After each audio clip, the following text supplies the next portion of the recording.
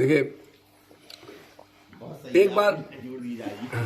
एक बार भगवान जी ने जब राज तिलक हुआ तो पहले जो राज्य देश के नाम संदेश प्रसारित किया तो उन्होंने बुलाया सबको। पहले कोई टीवी की व्यवस्था नहीं थी कि राष्ट्र के नाम संदेश प्रसारित किया जाए।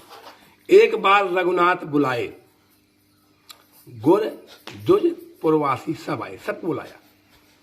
आए गुर दुज और सज्जन, बोले बचन भगत उर चंदन। भगवान भक्तों के हृदय में बसने वाले चंदन के समान बंदनी, ऐसे भगवान बोले। क्या बोले भगवान ने कहा, जो अनीत कुछ बरजो भाई, जो अनीत कुछ भाको भाई, तो मुझे बरजो भय बिसराई। कहने लगे, मैं एक बात कहना चाहता हूँ, अगर मैं कोई गलत बात कह रहा हूं तो ये मत समझना कि मैं राजा हूं। भय छोड़कर मुझको कहना कि ये गलत बात है। सुनो सकल पुरजन मम बानी, कहूं न कछ ममता अधिकानी। को मैं कोई ममता से नहीं बात कह रहा कि मुझे कोई राज्य का वो है, लोभ है।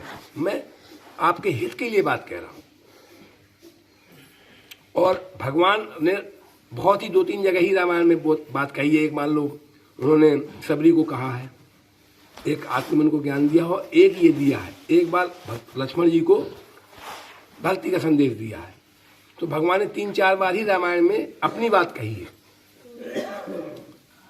तो उन्होंने एक शब्द कहा, सोए मम प्रिय सेवक मम सोई, मम अनुशासन माने जोई। वो मेरा प्रिय है, रघुपति प्रिय भक्तम। हमने उसने कहा था कि प्रिय बनना है, तो भगवान ने प्रिय बनने के लक्षण बताए। सोए मम प्रिय और सेवक मम सोई। प्रेम पाने के लिए आपको सेवक बनना पड़ेगा, और सेवक भी भगवान कहते हैं वही, मम अनुशासन माने जोई। यदि मेरे अनुशासन को मानता है, वो खूब पूजा पाठ करता है, मेरी बात को नहीं मानता, कैसे प्रिय मेरे, कैसे प्रिय है वो जो मेरी बात को न मानता हो। हम चाहते हैं कि भगवान हमारे मालिक हैं, ठीक है, और हम कहते हैं चाहते हम जैसा वैसा करो आप। हम चाहते हैं कि हमें ये चाहिए, ये चाहिए। कैसे मालिक है, कैसे हम उसके दास हैं। दास की चलनी चाहिए कि मालिक की चलना चाहिए? किसकी चलना चाहिए बताइए भाई? मालिक की चलना चाहिए ना। तो हम भगवान के दास हैं, हम हमारी क्यों चलेगी? चलेगी तो भगवान की चलेगी ना। तो भगवान कहता है वो सोई मम प्रिय सेवक मम सोई, वही मेरा प्रिय है और वही मेरा सेवक है जो मेरी बात को माने, जो मम कीन निगम अनुशासन, जो मैंने वेदों में पुराणों में जो व्यवस्था दी है उसके अनुसार चले।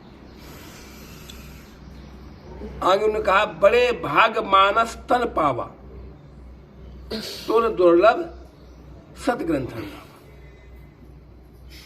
बड़े भागी हैं हम लोग जो मनुष्य का शरीर लिए हुए बैठे हैं, देवताओं को दुर्लभ है।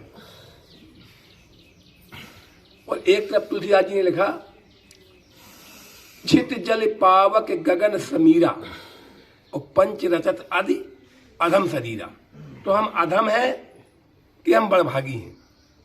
प्रश्न ये उठ गया। एक तरफ तो वो कहते हैं कि जो शरीर है ये छित जल पावक गगन समीरा, इन 5 तत्वों से बना है, और ये 5 तत्व जड़ है और अधम है, इससे हमारा शरीर बना है। और दूसरे तरफ भगवान खुद कहते हैं कि बड़े भाग मानस तन पावा। तो प्रश्न ये उठता है कि आखिर सत्य क्या है? क्योंकि प्रभु कह रहे हैं तो प्रभु कह रहे हैं, उसमें कोई कहने वाली बात नहीं, प्रश्न का शंका कोई है ही नहीं। तो जो व्यक्ति शरीर के स्तर पर रहता है, शरीर को देखता है, शरीर का ही पोषण करता है, शरीर से ही सब व्यवहार करता है, मैं ये हूं तुम वो हो, ये मेरा है ये तेरा है, वो अधम है। जिसका चेतना, जिसका मन शरीर पे रहता है वो अधम है। और जिसका मन, जिसकी चेतना मनुष्यता पर रहती है तो वो कहते हैं वो शरीर बड़भागी है। अब उन्होंने क्या अनुशासन दिया? बड़भागी मनुष्य, जो मनुष्यता पर रहता है, जो मनुष्यता की चेतना पर रहता है, जो मानव बनता है। जन्म शरीर से मिल गया, हमने कंप्यूटर खरीद लिया, लेकिन उसमें प्रोग्रामिंग करनी पड़ेगी। प्रोग्रामिंग नहीं है तो तो कंप्यूटर बेकार है। तो जो प्रोग्रामिंग करनी है, भगवान ने बताया क्या क्या प्रोग्रामिंग करनी है आप बता दीजिए। उनने जो है पहला देखिए भगवान क्या करते थे। भगवान जो करते थे पहले वही देख लो। प्रातःकाल उठकर रघुनाथा और मात पिता गुर। कितने लोग माथा नवाते बताइए आप। कितने लोग माता पिता गुरु को माथा नवाते हैं। माता पिता और गुरु को प्रणाम करने के लिए कितने लोग जाते हैं, वो बड़ा भागी है। और जो मान है मात पिता नहीं देवा, साधन से करवावे सेवा। और जिनके ये आचरण भवानी वो भी क्या भागी है? नहीं बोले, वो निश्चय समझानो प्राणी, वो निशाचर के समान है। तो अगर हमको बड़भागी बनना है तो बड़भागी बनने का इस स्वरूप है, सूत्र है। दूसरा देखिए,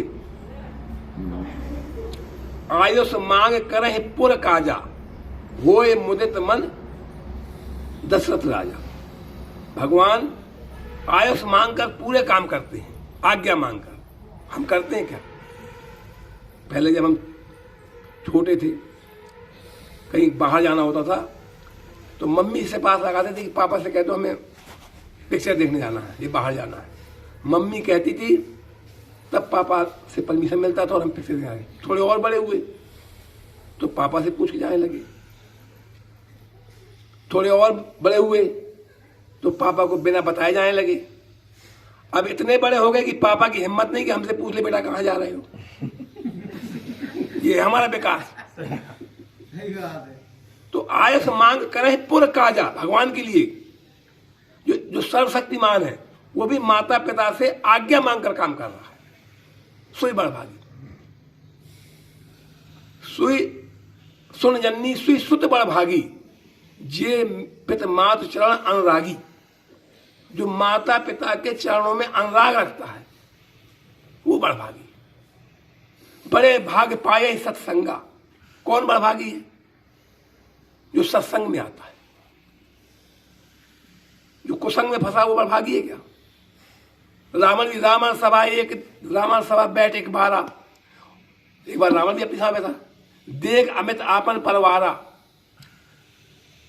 पुत्र पौत्र और नाती को गिने निशाचर जाति, को गिने तुलसीदास जी को गिने कितना बड़ा परिवार है। उन्होंने कहा हम गिनती नहीं करेंगे। वो भी बैठा था अपनी सभा में। उसने कभी कहा क्या? उसने क्या उपदेश दिया? उसने कहा कि जितने देवता हैं ये सब हमारे दुश्मन हैं और ये खाना तो खाते नहीं है, इनका तो होम श्राद्ध इनमें काम चलता है। तो बोले कहीं होने ना पाए होम श्राद्ध, कहीं भी ये हवन यज्ञ वगैरह ना हो पाए। जब होगा नहीं तो देवता को बल मिलेगा नहीं, और देवताओं को बल नहीं मिलेगा तो अपन आराम से उसे जीत सकेंगे। उसने ये उपदेश दिया। तो वो बड़भागी है क्या? मनुष्य शरीर तो उनने भी पाया था। शरीर तो मनुष्य का रावण के पाया था। उत्तम कुल पुरस्त करना, ऐसा नहीं था। और शिवरंज से भागी, वो तो उत्तम कुल का था, लिखित पुरुष का नाती था। तो आप जब प्रोग्रामिंग गलत करेंगे तो थोड़ी आप बड़भागी हो जाएंगे। तो हमें आपको देखना है कि हम बड़भागी हैं कि अभागी हैं, ये हमें आपको देखना।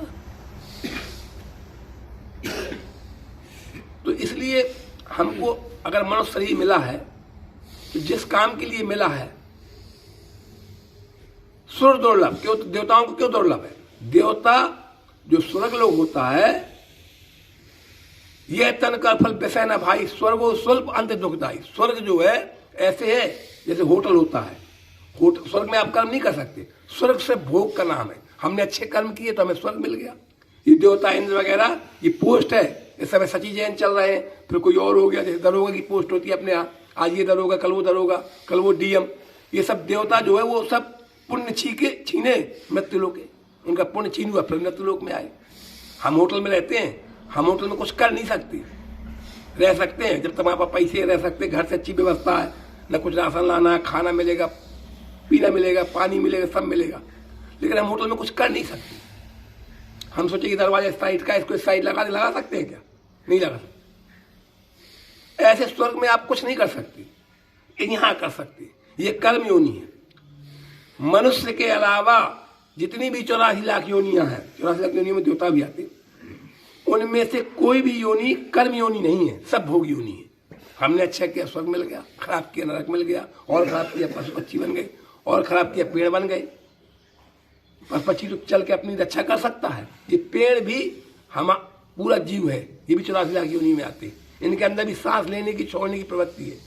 ये गर्मी सर्दी में बचाव नहीं कर सकते, जहाँ खड़े तहाँ खड़े हैं।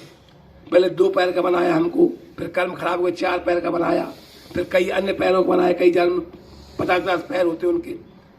फिर जब नहीं उसके बाद भी तो फिर इसके बाद ये बना दिया, खड़े रहो एक जगह। तो जितनी भी योनियां, हम इस योनि में भगवान की प्राप्ति कर सकते हैं। यह तन कर फल विषय न भाई, विषय नहीं है, विषयों में मन न लगाए। हमें बड़ भागी बनना है, तो जो जो भगवान ने अनुशासन दिए हैं उनको मानना है। वो पहले कहते हैं कि स्वयं मम प्रिय सेवक मम सोई, वो मेरा प्रिय है, वही मेरा सेवक है। साधन धाम मोक्ष कर द्वारा, ये साधनों का धाम है। यहां सब तरह साधन है। बस स्टैंड है ये, यहां से दिल्ली की बस जाती है, कानपुर की बस जाती है, और मौदाह की बस जाती है। तो ये हम बस स्टैंड में खड़े हुए हैं, मनुष्य वाला जो ये हमारा देह है, स्टैंड में खड़े हम, चाहे जहां की बस पकड़ ले। सब मैंने मानव का तन तुझको हीरा दिया, जन्म व्यर्था गमाए तो मैं क्या करूं।